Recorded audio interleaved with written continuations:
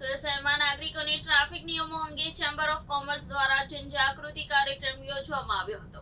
આ જનજાગૃતિ કાર્યક્રમમાં લિયો ક્લાસીસના વિદ્યાર્થીઓ જોડાઈ સ્ટીકર લગાવીને લોકોને સમજણ આપી હતી। હાલ સુરત શહેરમાં ટ્રાફિક અંગે શહેરીજનો દ્વારા પાલન કરવામાં આવી રહી છે। સમગ્ર શહેરમાં લાગેલા ટ્રાફિક સિગ્નલ ઉપર લોકો પાલન કરતા જોવા મળ્યા છે। ત્યાં કેટલાક કિસ્સાઓમાં હજુ પણ લોકો ટ્રાફિક અંગે કેટલા જાગૃત નથી। તેથી ટ્રાફિક રિજનલ 2 સાથે મળી ચેમ્બર ઓફ કોમર્સ દ્વારા જનજાગૃતિ કાર્યક્રમ યોજવામાં આવ્યો હતો। આ કાર્યક્રમમાં લિયો ક્લાસીસના વિદ્યાર્થીઓ જોડાઈ સ્ટીકર લગાવીને લોકોને સમજણ આપી હતી। તાજેતરમાં જે ટ્રાફિકના સિગ્નલો ચાલુ કરવામાં આવેલા છે અને ટ્રાફિક અંગે જે સુધારણાની મુહિમ લગાવવામાં આવેલી છે, એમાં જાગૃત નાગરિક અને લિયો ક્લાસીસના ટ્રસ્ટી શ્રી જયસુખભાઈના ધ્યાન ઉપર એવું આવેલું કે ઘણા બધા સાચા વાહન ચાલકો અને ખોટા વાહન ચાલકો હોર્ન મારતા હોય છે, જેથી તેઓએ એક સૂત્ર બનાવેલું કે હું ટ્રાફિકના સિગ્નલનું પાલન કરીશ અને તમે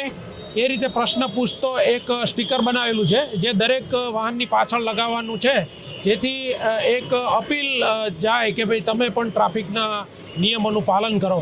એવા એક ઉમદા ઉદ્દેશ સાથે આજે આ ટ્રાફિક શાખા અને જયસુખભાઈના સહયોગથી આ કાર્યક્રમ કરવામાં આવેલ હતો। Leo group of educational institute chairman અને ચેમ્બર ઓફ કોમર્સમાં ટ્રાફિક એન્ડ એજ્યુકેશનમાં કો ચેરમેન મારી સાથે કામિનીબેન દિવસવાલા પણ છે। મેં જોયું 1.5 મહિના પહેલાં ટ્રાફિક સિગ્નલ શરૂ થયા તો મને એવું લાગ્યું કે આ સ્પીકર મેં મારી કારની પાછળ લગાડ્યું અને હું કાર ઊભી રાખું તો પાછળ તો હોર્ન નહોતું મારતું, એટલે બધા ટ્રાફિકના નિયમોનું પાલન કરતા હતા।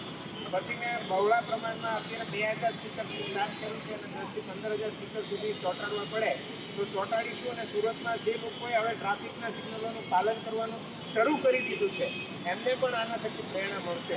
તો આ એક સારો પ્રયત્ન છે। ટ્રાફિકના ડીસીપી પરમાર છે બધાએ ખૂબ સહકાર આપ્યો છે। ચેમ્બર ઓફ કોમર્સ તરફથી પણ આ આહવાનને ખૂબ પ્રતિભાવ મળી રહ્યો છે। Thank you.